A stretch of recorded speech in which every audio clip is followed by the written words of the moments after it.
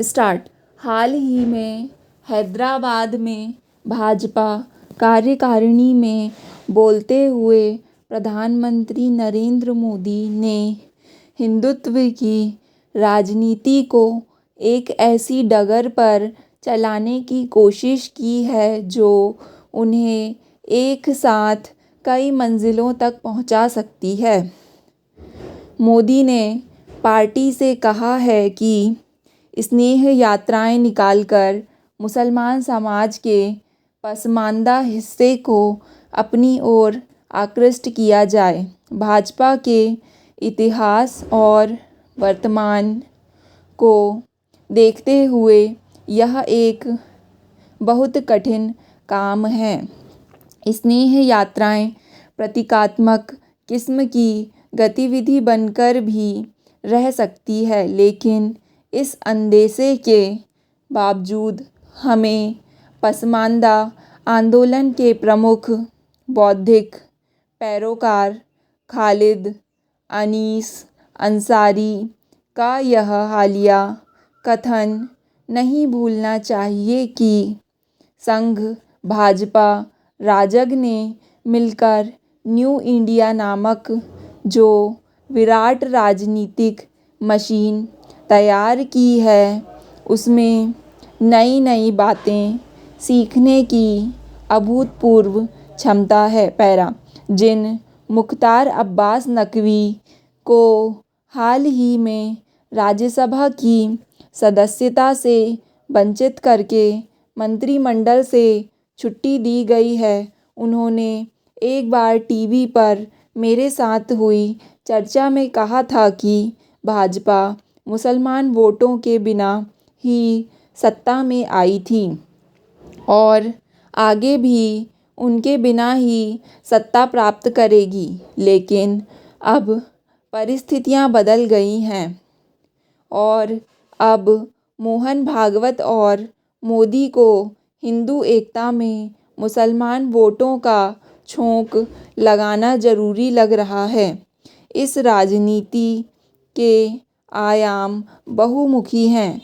मुसलमानों के साथ संबंध सुधारने का पहला और सबसे बड़ा लाभ भाजपा को यह होगा कि उसकी सरकार की अंतर्राष्ट्रीय छवि बदलेगी।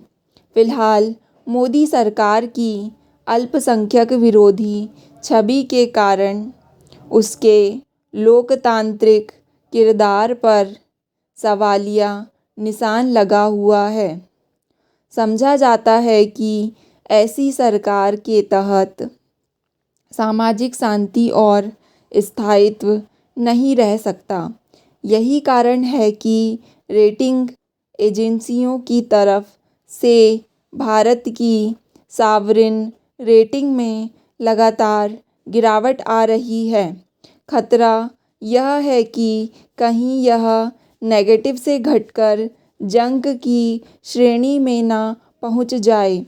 अगर ऐसा हुआ तो भारत को अंतर्राष्ट्रीय वित्तीय संस्थाओं से कर्ज मिलने का टोटा हो जाएगा। इसी से जुड़ा दूसरा फ़ायदा यह है कि मुसलमान समाज में पैठ बनाकर भाजपा उसके युवकों को अंतर्राष्ट्रीय इस्लामिक आतंकवाद के चंगुल में फंसने से रोक सकती है। नूपुर प्रकरण का सबसे बड़ा नुकसान यह हुआ है कि भारत अल-कायदा जैसे संगठनों के लिए उर्वर भूमि बनने के अंदेशे से ग्रस्त हो गया है। इस रणनीति का तीसरा पहलू चुनावी है। भाजपा को राष्ट्रीय स्तर पर कोई 8% मुसलमान वोट मिलते हैं। अभी तक भाजपा शियाओं और बरेलवियों के वोटों को आकृष्ट करती रही है, लेकिन शिया समाज से आने वाले नकवी की सरकार से विदाई संकेत देती है कि अब भाजपा अपने अत्यंत सीमित रवैये को छोड़कर सुन्नियों के बीच हस्तक्षेप करना चाहती है। धारा 370 के निष्प्रभावी किए जाने से पहले पार्टी घाटी में सुन्नियों के बीच काम करने की कोशिशें कर चुकी है। अगर पसमानदा मुसलमानों के एक छोटे हिस्से को भी भाजपा अपनी ओर खींच पाई तो उत्तर ही नहीं दक्षिण भारत में भी पांव पसारने में आने वाली रुकावटें काफ़ी कम हो जाएंगी।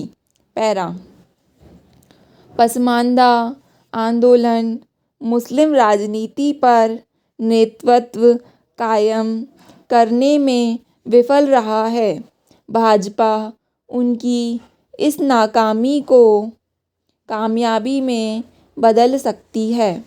पसमानदा के नेता अली अनवर अंसारी की माने तो मुसलमानों में अजलाफ कोष्ठक यानी आरक्षण की जद में आने वाली पिछड़ी जातियों कोष्ठक बंद और अर्जाल कोष्ठक यानी संवैधानिक मान्यता से वंचित अनुसूचित जातियों कोष्ठक बंद की संख्या तकरीबन 85% है, लेकिन उनकी नेतागिरी 15% अशराफ कोष्ठक ऊंची जाति के मुसलमान कोष्ठक बंद करते हैं।